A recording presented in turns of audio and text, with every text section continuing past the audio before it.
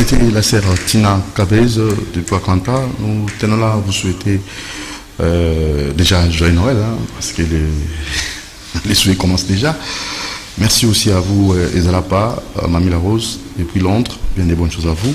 Alors, nous allons directement passer à notre rubrique, parce que là, on nous réclame. L'invité du jour, retrouve sur un sujet du jour. La personne nous monte pour voir Bakazana Bisso. Mettre le Lugoni. Ça va, par la grâce de Dieu, ça va. Santé va bien. Par la grâce de Dieu, ça va. Est-ce que vous mettez la maille? Maille, il la maille. Est-ce que tout le monde a des téticiens mourous à Ngaïf Sabisso, importance de la maille. Pendant 5 minutes, on peut d'abord suivre ça ensemble. Puis, maladie, maille et soignaka. Donc, suivant ça, nous allons revenir après. Oui, au moins, j'espère, bon, je vais permettre de la boîte de rubrique il y a des techniques qui vont être parce que Nabi qui vous dit à lire la rubrique Oyo. L'autre, le Blamay. C'est vrai, vous allez faire un constat dans le Congo comme si on négligeait Maï. Mais Mundele a déjà Maï, déjà à Monaka, bien avant, il disait que Maï est or bleu. Vous savez, depuis déjà 1993, il y a voté qui déjà journée mondiale, il y a Maï. Donc, on va célébrer la journée mondiale à Maï. Alors, on va un peu expliquer les avantages et les désavantages de la Maï. Et puis surtout, vous allez remarquer, c'est que mon batumingi, au moins dans ma casse, petit, il a bien moins ma lili. Ah, mais c'est que ma lili, du coup, c'est qui moi ma lili. Ah bien, au pire. Oui, tu vas expliquer, est-ce que Maya Mali les alliés bien Bezamabe, Masanga Mali les a bien Bezamabe, et puis bah, des avantages, et puis j'espère ceux qui moyens que vous avez rappelé, nous expliquer aussi ma maladie soignée par Maï. Vous savez, bah, japonais, bah, ou tout ça étude, ils ont remarqué que seulement avec de l'eau, nous avons la capacité à traiter diabète, il y a retraité tension, il y a retraité cancer, il y a retraité asthme, il y a retraité mes maux de tête, rien qu'avec de l'eau.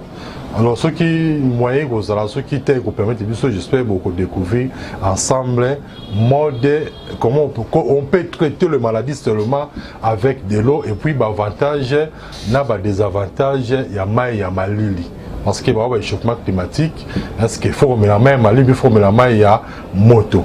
Entre temps, déjà, un stylo, tout faisant la question reposée, au cours nous avons commandé déjà dans 081 81 14 3 6 5. 081 81 14 3 6 5 ou bien 089 62 68 038. D'abord, d'abord c'est vrai tant que la maille, mais jouer rôle est belé. Loin liboso, mais maintenir température y en mutu. Mon temps babil le lot que non écoutez, faut pas tester yo, soit aux en fièvre, à vos côtés la publique, soit à vos côtés l'église, tout ça c'est par rapport à la température non sur la ligne normale. Alors le seul et l'eau qu'on maîtrise la température ya mutu za mai. C'est un ami balé. Mai azo quoi cirer volume ya makila dans d'autres sobatu. Vous allez faire un constat sur mutabeli, sur la zone asilaki makila, souvent tabaron sur makila faut on s'appelle la mai. Parce que mai azo quoi cirer volume ya makila. D'où déjà pour les caplas vous allez remarquer ce qui même dans quoi rouge. Déjà ça baron que ceux qui montent au kobe là soit tata moi la maman nos on a bisoboé ata mukolo so bela qu'est-ce qu'on dit, on dit toujours qu'il faut qu'on met la maille et belé tant aux la fièvre.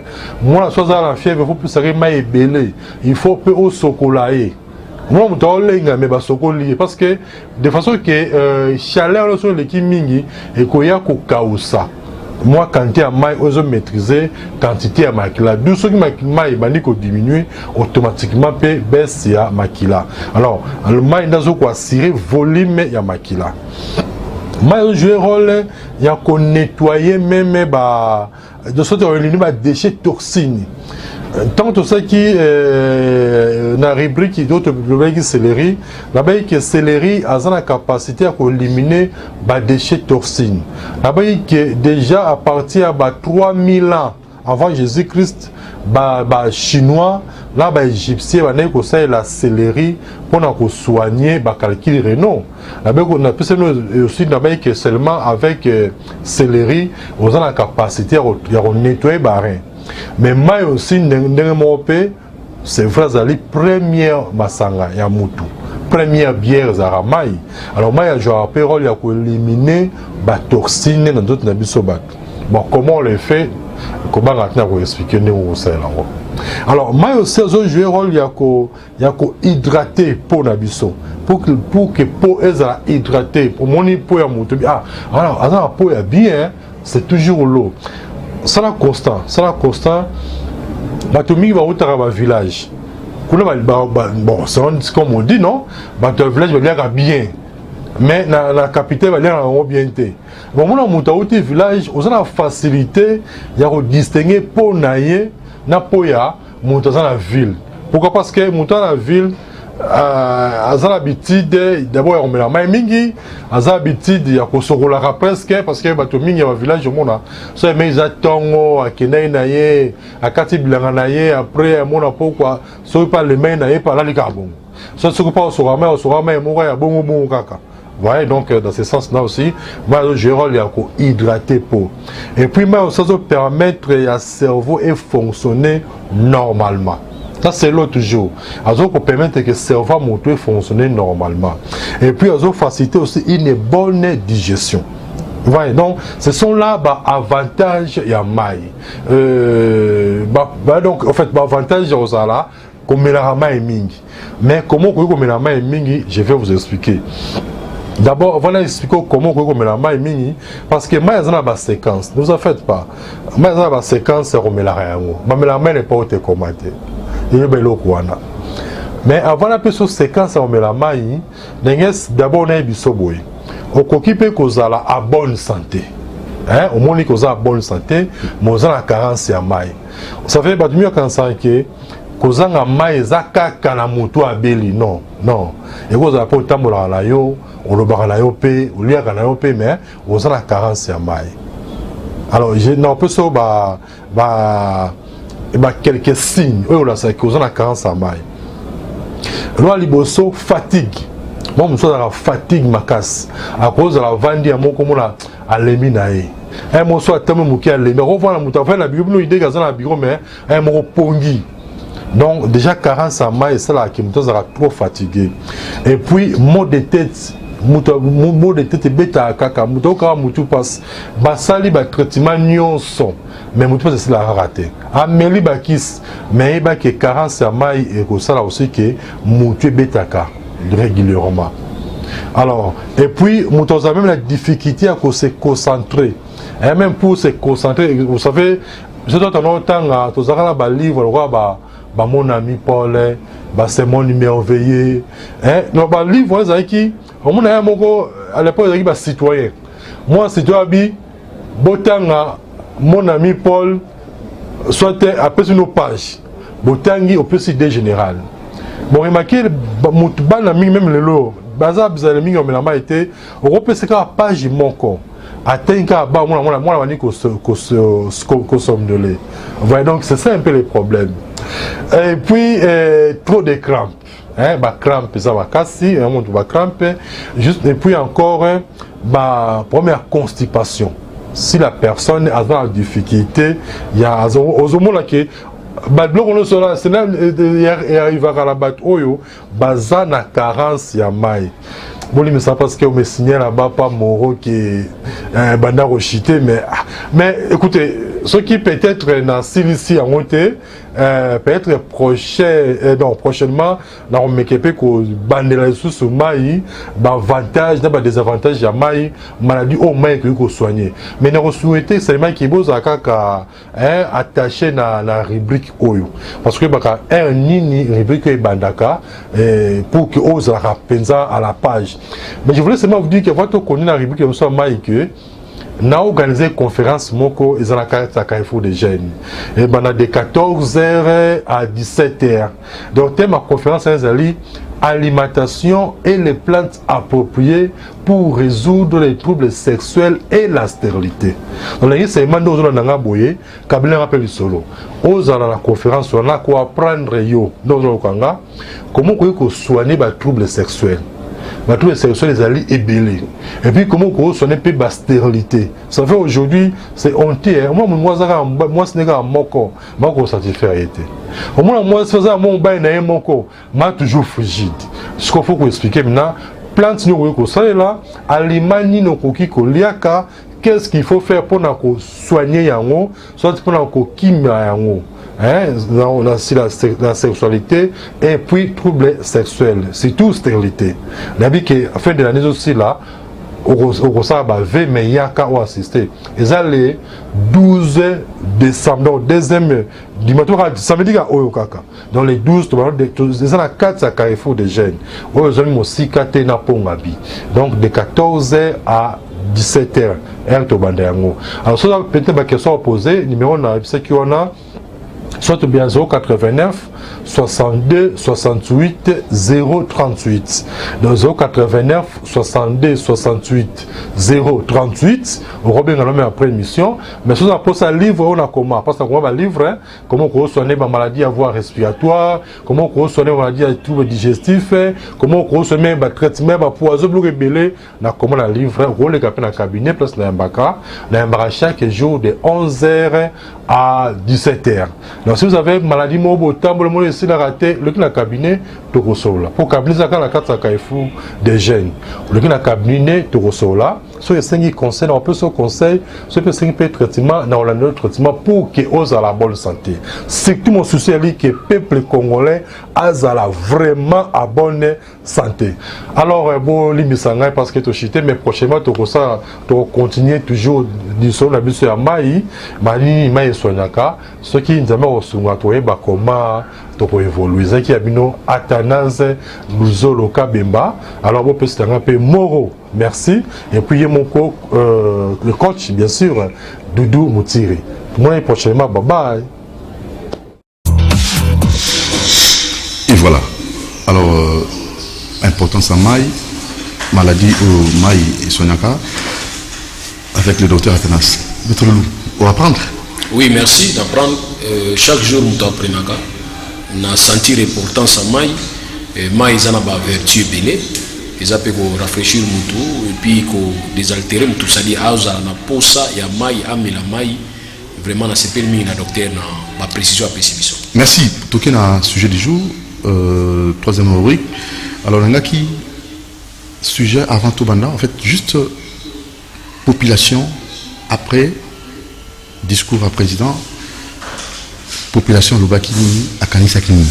Tout le temps, vous avez le micro, juste après, et tout le monde, mais seulement avant tout, d'abord, quelle est votre réaction d'abord? Discours,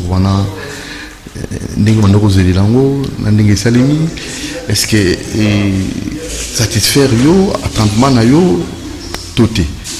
Au niveau de la penalty, il fallait qu'on marque bi. Penalty, n'a pas il faut marquer bi. Bon, on a d'abord remercier le chef de l'État parce que Azan a l'écoute, Azan qui t'a consulté Bato Belé, dans la consultation qui Bato Belé, Ayoki Bato, Ayoki na consultation. Mais vous comprenez que na Bato ya Yoka qui ba oba yamba qui na ba oya yamba qui te mayoka qui bango parce que tout ça y na kata ba plateau na bino ko kanisa nini pona mboka na biso et puis il a balayé tout na synthèse à salaki. À ramasser nyonso parce qu'il y avait thèse et antithèse, il y a soit sali synthèse, à ramasser nyonso et puis après c'est biso autobengi cadre autotambola nango. Ça dit vision cadre naie, ya ko bakita la oya lingi yango. Ça dit to bengi en français, il a peint un tableau, à peindre, ça dit à tirer couleur na tableau, après six tableaux, kita mutu na mutu ko ba ko besoin na compétence naie, na kati ya domaine naie na secteur naie, ko zo une part pour permettre à ce que ayeba komeska ko agir et puis à ça la donc voilà un peu comme tout par rapport à en fait plateau Nabiso tout ça qui plus de 2 mois c'était na solution pour la crise et quoi aussi à Namboka Nabiso on a vu que vous avez aussi rappelé 60 ans après l'indépendance, qu'est-ce que nous pouvons faire pour que nous on a crise dans beaucoup d'ambitions. Et voir au président de la République Azui et Zali vraiment qu'on rencontrait Désiratra Nabiso et débat social pendant plus de 2 mois pour l'orientation et qu'on soit sorti à crise. Vous savez, il y a une partie à l'histoire constitutionnelle en Bokanabiso, il y avait aussi un président de la République et aussi un premier ministre en 1960, la fois passé dans l'État loi fondamentale, la sortie dans la légitimité dans le Congrès. Et puis finalement, après, total qui loi fondamentale en 1960, comme est-ce qu'un article 22, le président a nommé puis révoqué premier ministre. Nous avons dit qu'il y avait un piège. Ce piège, pourquoi? C'est parce que la loi fondamentale, il y a 1979, mai 1960, la loi, n'est-ce pas, Oyo, élaborée par le Parlement belge. Alors, pour comprendre que le 13 juin 1960, par le même Parlement belge, a voté qu'il doit pour délocaliser la société de charte, le siège social, en français, le siège social, qui s'installer au niveau Belgique. C'était pourquoi? C'était pour justement répondre à un principe fiscal où il dit que les impôts sont payables, ou soit les impôts sont payés au niveau des sièges sociaux, qui voudrait dire qu'il y avait exploitation en RDC, mais paiement d'impôts et exploitation en RDC, il fallait ça au niveau Belgique. Donc c'est le même Parlement où il y a une loi fondamentale. Vous comprenez que ce qu'il y a c'est que l'emba qui est il y a un qui a instauré un système autobengi dualisme au niveau de l'institution, il y a exécutif, pouvoir exécutif, il y a instauré un président et un premier ministre issus. Il y a même légitimité, c'est-à-dire source de légitimité, et au Bazala qui presque n'a pas pouvoir. Or, heureusement, malheureusement pour nous aussi, signifie qu'il n'y a pas président qui a révoqué le premier ministre, et le président a révoqué le premier ministre. Alors le premier ministre, sachant pas ce qu'il pouvait faire, parce qu'il y a tant de loi fondamentale, à mon été bisikani il n'y a pas révoqué qu'on bloquait chef de l'État, il était obligé à une approche politique. Une approche politique, nous pouvons se permettre aussi de révoquer Kassavou. Donc, il y a lobby dans le discours et il a rappelé Batou, il y a une approche politique. Le chef de l'État a agi comme un acteur politique. Ok? Alors, il y a ce cas, mais qui comme acteur politique est simité, si mandé à cause de son peuple pour nous faire une majorité. Et cette fois-ci, ça sera la majorité populaire. Donc attention, tant que vous avez la question, ou bien vous avez les cas qui lobby, vous avez tendance à la constitution. Mais là, la constitution, mais à ce moment-là, on fait une démarche purement politique. Et ça ne veut pas créer comme ça des confusions ou bien un empiètement dans la constitution n'a pas sauté, je ne sais pas. Non, on a dit que nous avons une option constitutionnelle. Pourquoi? Nous avons dit que ce n'est pas pour rien qu'il y a des amendements. Même au niveau des États-Unis, constitution des États-Unis, il y a 52, 60 amendements depuis la constitution. Donc, pour la constitution auto-révisée, parce qu'il y a des failles. Dans le contexte où vous décision, il y a un contexte. Il y a un contexte. Comme il y a un contexte, parce qu'il y a évolution. Vous comprenez qu'on va dire que la politique est statique, est dynamique. Alors, dans le dynamisme, on est que beaucoup dans un contexte. Il faut falloir en ce moment-là pour adapter loi par rapport au contexte. C'est ainsi, vous remarquez, même dans la révision à 2011, la révision seulement en 2011, on a exposé les motifs de la loi portant révision de certains articles de la Constitution en 2011, il y a eu des choses qui constituent à prévoir quitter. Et comment il y a des obstacles, et comment il y a des contraintes en 2011. Donc, situation que en 2006, ce n'était pas la même situation en 2011. Alors, entre 2006 et 2011, il y a eu des réalités où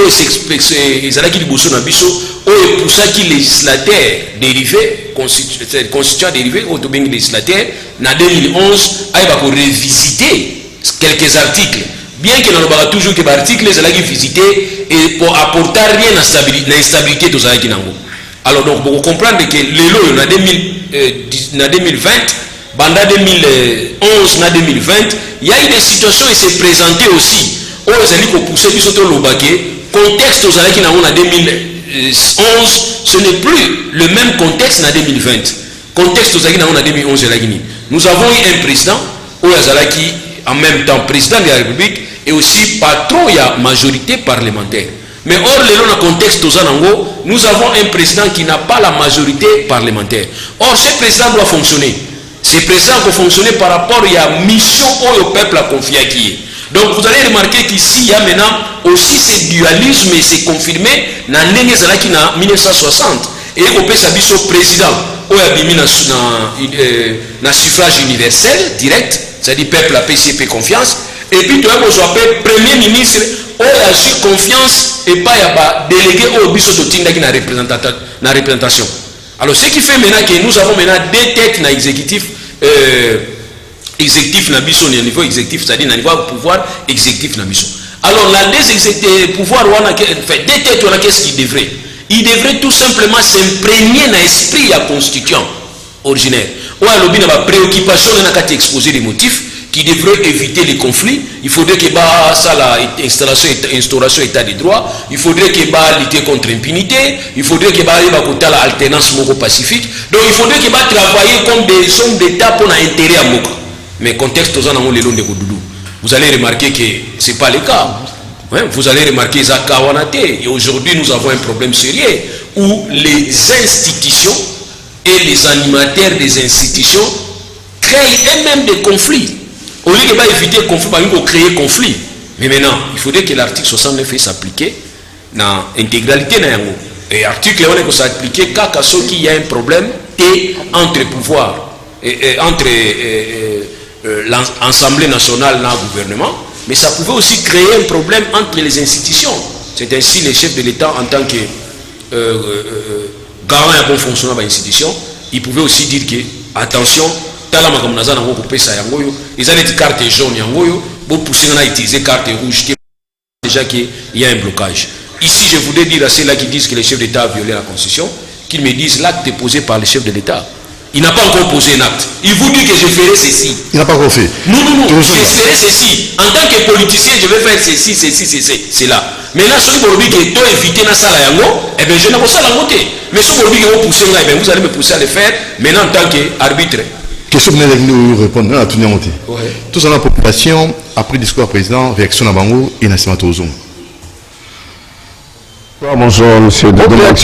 Après ce discours du président de la République, après consultation. C'est un discours qui nous a tenu en haleine. Il était prévu à 14h30, renvoyé à 16h. Finalement, à 17h, le président s'est avancé. C'est un discours, il a d'abord, il nous a donné l'économie de la consultation. Et au finish, nous sommes satisfaits parce qu'il a trouvé que la coalition a amené trop de conciliabules, trop de négociations stériles. Il a pris ses décisions, il a pris son autorité et il a décidé et que bientôt un informateur pour nous donner la nouvelle majorité et que le tout reprenne, je reprends, il a parlé dans toutes les langues du Congo, entre autres le Kikongo, Kisalome Banda, en Swahili Kazinanza, en Lingala Moussale Bandi. Donc il a commencé vraiment maintenant le travail seul, comme nous lui avons donné le voix. Merci. S'agissant de la coalition FCSCH, en ce qui concerne, selon mon entendement, la coalition n'existe plus. Parce que vu la demande ou mettre un nouveau informateur, donc la coalition est tombée. Merci beaucoup. Je vous remercie, M. Doudou. Très bien. Ciao. Voilà, bonjour, bonsoir. Bonjour, monsieur le journaliste. Après le discours du président, nous reculons en tant que jeune, tu as dit que c'est la makasi pour le discours à l'élo. Parce que le président a perçu sous possibilité de continuer à continuer parce que Misala est allé comme on en a et allé koya donc to sepeli makasi na discours à président. Sepeli makasi et compte tenu na ba coalition ezalaki ko boma mboka na okelo babongo lelo coalition ango esili et puis si président sous possibilité à continuer ko sala musala nae na ndenge esengeli to ali ko sepela makasi. Merci beaucoup. Merci beaucoup. Voilà, sinon que nous prenons comme ça de façon un peu sans tendance les différentes réaction de maman, ok. Pour nous, il nous a dit moto, réaction. Ma réaction est que je me suis beaucoup réjoui et le peuple congolais tout entier, nous sommes dans la joie pour le discours que le président vient de prononcer. Dans la joie pour quel motif, pour quelle raison? Parce qu'il vient de se séparer avec les gens, les mauvaises personnes. Donc les FCC qui ont trahi le peuple pendant 18 ans, on était vraiment contents, on est vraiment contents pour la séparation de ces mariages qui vient de se séparer avec. Merci beaucoup. C'est après le discours du président et il y a des gens qui essayent de festoyer, bon je sais pas, voilà, ils ont dit non. Vous pouvez réagir après le discours du président. Voilà, la jeunesse va s'exprimer. Oh, voilà, un jeune qui n'a pas suivi. Il faut vous informer comme il faut. Voilà. Quelle est votre réaction après ce discours de 40 minutes et la population s'exprime et va s'exprimer comme ça. On a ces grands monsieur. Bonjour, bonsoir. Bonjour. Après le discours du président, un mot en rapport avec ce discours. Bon, je m'appelle d'abord Emmanuel Chingila.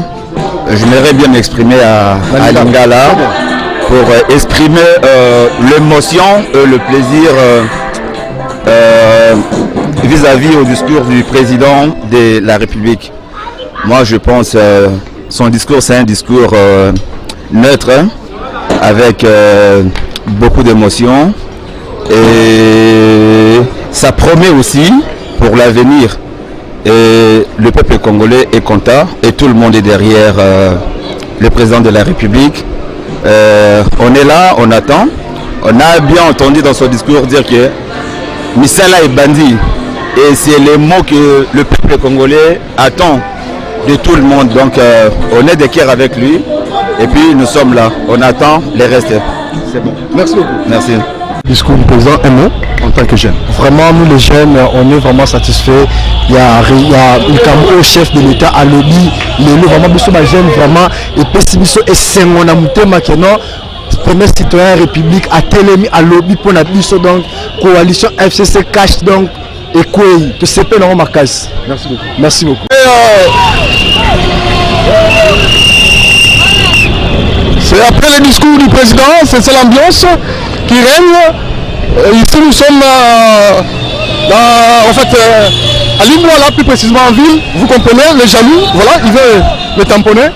Voilà un peu l'ambiance qui règne après le discours du président. Voilà, les jeunes sont émerveillés, dans la joie totale. Et ils ont suivi le discours avec beaucoup d'attention. Et voilà, l'ambiance qui règne ici à Lingwala après le discours du président de la République Fachi. Voilà, alors je vous laisse suivre cette joie manifestée par des cris, par des acclamations, les gens étant aussi de siffler. Hein? Voilà, c'est la joie manifeste. Voilà, nous sommes ici à Lingwala. Naïbité, papa, Robin. Biso ngai po état congolais na sepeli mingi na ndenge Fachi Beton azo nommé formateur na kati ya parlement po balibala nyonso ezalaki wana nyonso sila tolembi nyonso ya mabe eleki donc papa yebi tobongisa sikoyo mboka oamonika kozala likangisa malamu ya mboka aye ndenge maloba tata mokonzi alobi yango wana matondo mingi. Matondo mingi, mama, elenge, yaya, boni, tanti, esengo, to esengo te. Makas papa na ngai. Esengo pa na nini? Libale kasi, libale fini. Moi sa boy mobile na makasi.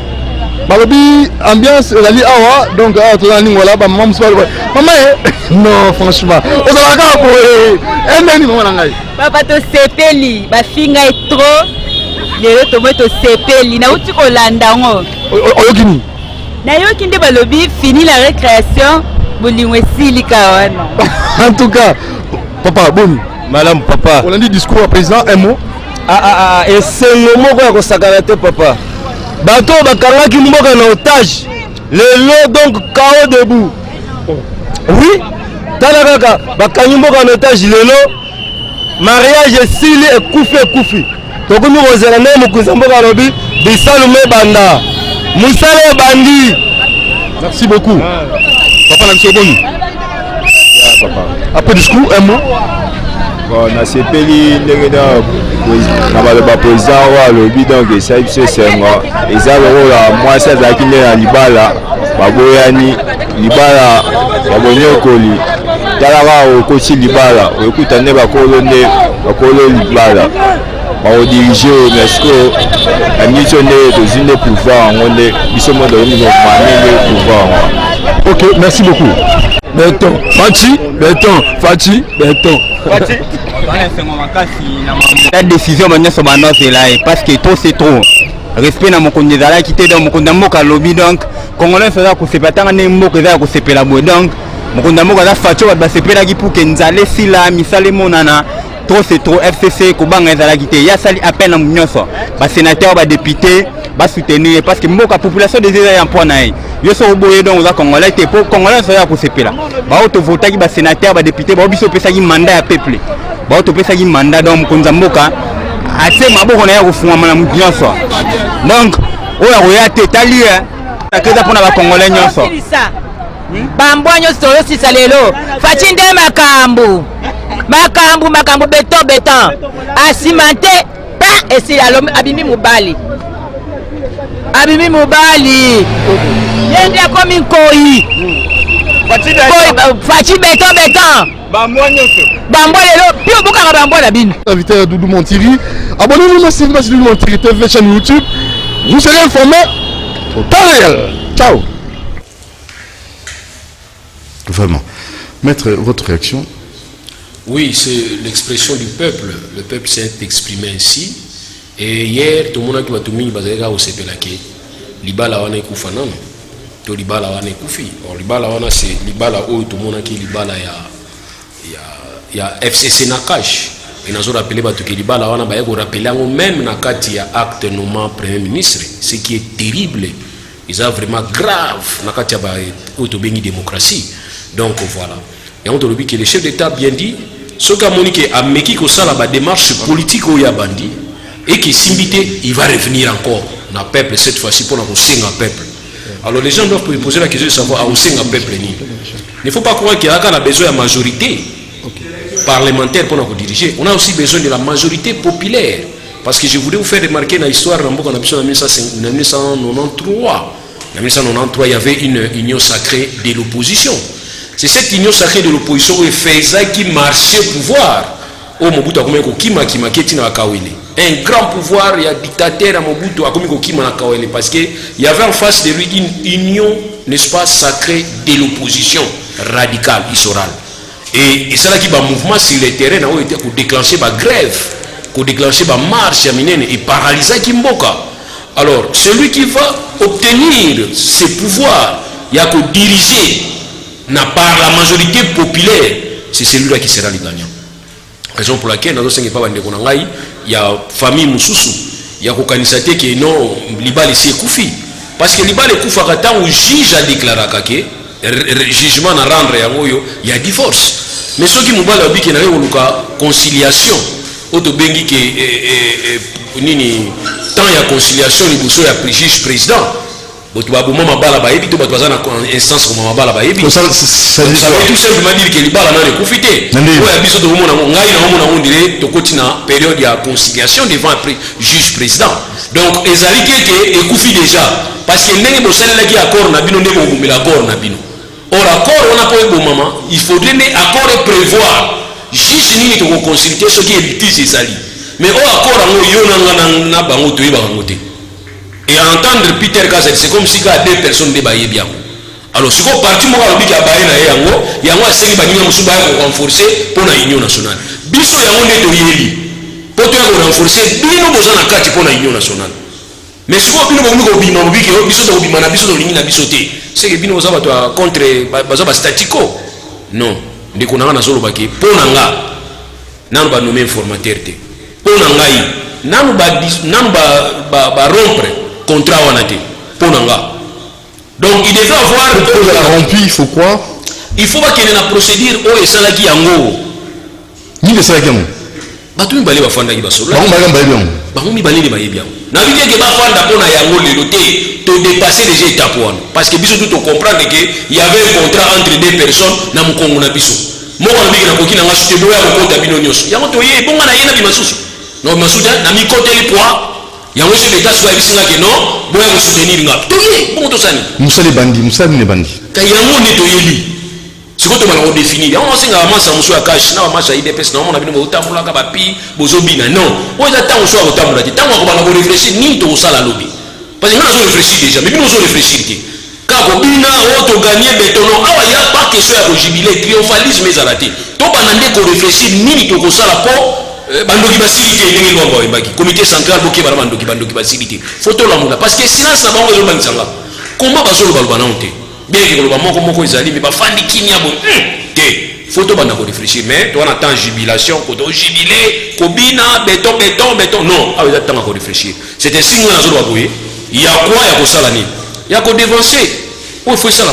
Quand vous dites que le chef d'État ne peut pas dissoudre l'Assemblée, vous avez pleinement raison, en se basant sur le principe selon lequel il devrait avoir d'abord crise entre l'Assemblée et le gouvernement, là où le gouvernement est émanation, parce que l'émanation du gouvernement c'est l'Assemblée, la majorité parlementaire.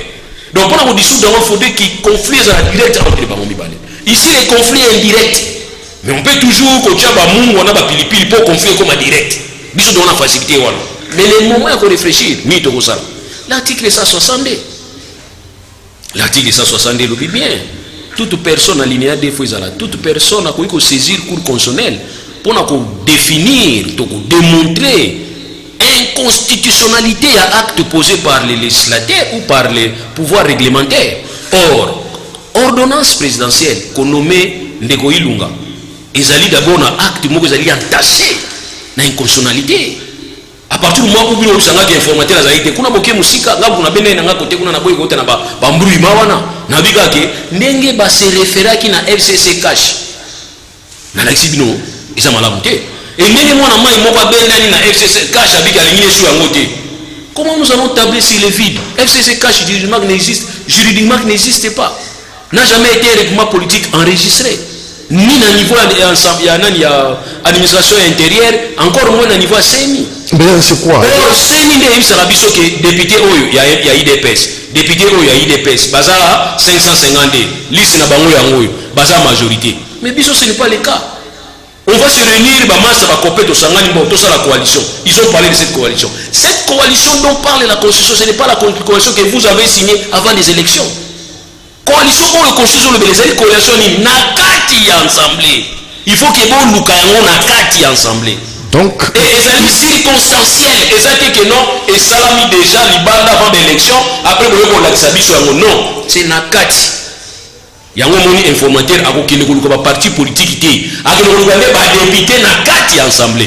Alors on a besoin il y a liste, il y a CENI, et puis on a besoin après on a besoin il y a liste, il y a un parti politique qui est installé dans la RDC. Deux papiers, deux documents pour permettre de rien de majorité. Mais nous avons la majorité informateur, ça pété. Ça pété. Donc les gens ne comprennent pas que le chef d'État a déjà nommé un informateur. Non, pas encore. Il dit que je vais nommer. Il pourra se nommer? Je nommerai. C'est possible à nommer? À nommer. Oh non, avant de nommer le gouvernement. Mais non, non, nommer. Mais si vous avez le gouvernement, il y a par cette démarche, il y a que saisir le cours constitutionnel. Pour le cours constitutionnel a constaté inconstitutionnalité, il y a acte. Si on a constaté que c'était plein droit, acte, on est ici, c'est sauté. Gouvernement, oui. En ce moment, il y a moi, vide pas, il y a le président de la République, il y a le arrêt, oui. Le bic, il y a ordonnance, il y a signé qui a pitopali. Conséquence, c'est il faut nommer les sous-sous. Quand il y a la gaïbine qui a nommé, arrêt, on a nommé. Donc, ça, c'est une démarche purement juridique. Maintenant, la démarche politique, je viens de vous dire la fois passée, je l'ai dit. Kassavoubou était le président, mais il a été élu par quelle structure? C'est par le Congrès. Nani Lumumba, à sa premier ministre, élu dans le Congrès, même sous sa légitimité, na pouvoir moko. Mais avantage à Kassavoubou, loi fondamentale et PCI un article 22, Ndingisa a nommé et révoqué Premier ministre sans autre forme de procès. mais awa chef d'état na biso tao se référaki na un conflit wana yango moni législateur lelo na article 78 alobi ke le président peut nommer le premier ministre au sein de la majorité condition yango wana mais le président peut nommer et révoquer ba préciser ke na kati ya article 22 c'est un livre qui nazo koma na moni ke na article 22 ya loi fondamentale il y avait déjà germe ya conflit ba pesi chef d'état ouverture à osala ou ya lingi mais aujourd'hui ba empêcher chef de l'état. Mais qu'on empêche chef d'État ne veut pas dire qu'il y a un parce que c'est un acteur politique. À quoi peut tabour n'a pas ça la ligne, boule en moyen ligne. Quand on est vieux, le monde va la quitte. Donc yo le molinga, de outinga na on congrès, le molinga encore qu'il y a la majorité na congrès. Rappel à l'ongolio. C'est ce qu'on va passer, c'est ce qu'on appelle le passage de force. Et le passage de force oui, on a un peuple simanaï, c'est lui qui gagne. Bande konangai, pour en 1960. Pour en ça. Avant l'indépendance, bakoko na biso, na père na biso. Bazalaki trop qu'on soutenir Lumumba Ponani. Parce que c'est Lumumba qui leur disait que indépendance immédiatement. Et c'est Lumumba qui est allé dire au niveau de roi belge que ça cadeau ça est fort nabiso. Donc le Congo va se retrouver dans Batouandé Mwana. Or, Moutouandé Mwana l'obiso va être opposant. Je bénis l'Éternel aujourd'hui parce que Moutouana les lois en pouvoir. Il y a eu ça que vous devez avoir votre indépendance aujourd'hui. Et donc l'opposition fallait ça, mais pouvoir n'a ça là. Je suis très content. Et quand le président a mouché à expliquer, prenez-vous en charge. Il n'était plus rebelle. Il était devenu président. À expliquer se prendre en charge. Donc aujourd'hui, le chef d'État nous dit seulement, appropriez-vous la vision. C'est ce que nous voulons faire. Merci beaucoup. Conseil. Les contrats que vous avez signés avec les cash étaient votre purgatoire. Donc vous avez raté l'occasion, n'est-ce pas, pour se purifier. Et bon, ok, ne mousigate. Pourquoi ne mousigate? Peuple n'a besoin de s'identifier, mais n'est pas le président de la République. Parce que c'est le président qui leur dit que Bazo bloqué pour l'intérêt de Nabino. C'est une accusation. Oh, vous êtes incapable de prouver. Parce qu'ils ont fait Nabino pendant 18 ans. Nabino, il y a costume, il y a costume, il y a costume, il faut congrès se réunir après Balandelaye. Azar répété inattaquable, n'a pas faute au pénal, où il y a Salaki Tamazaki président. Loi Nabino.